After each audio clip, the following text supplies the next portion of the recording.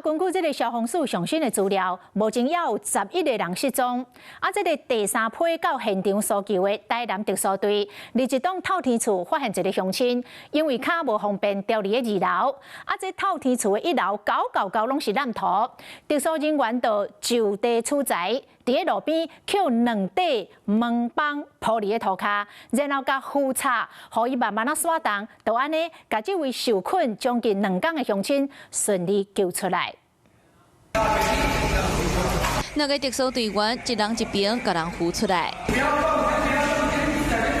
四个拢是烂土，是胆骨骨，腹部拢真细腻。 为着要较好势行咧，特殊队员就地取材，为路边捡2块风冲掉的山门，放伫咧涂骹做主帮。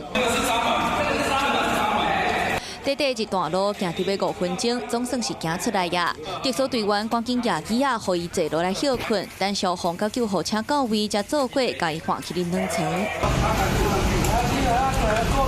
这个民众因为有大脚重，行动无方便，南投水灌入透天的1楼，伊就安尼掉伫咧2楼，一直到昨下晡大约4点多，才为中山路2段的住家内底放救出来。掉伫内底大约48点钟，总算是阁看到日头。那第三批到花莲救灾的台南特殊队，今仔日早起继续任务。 特殊队员拢穿水鬼衫，伫咧灾区搜救，因为规个区域拢是烂土水、落公梅。除了沿路超车，嘛进入到互烂土水灌入的厝内找人。有没有人？若是卡歹到位的区域，就出动搜救犬来支援。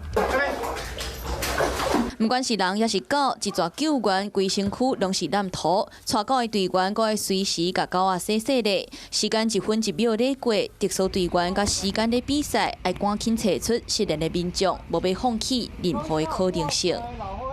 Hello， 我是蒋欣梅。想要抢先掌握最及时的新闻资讯吗？赶快订阅、按赞、开启小铃铛，锁定华视新闻 YouTube 频道。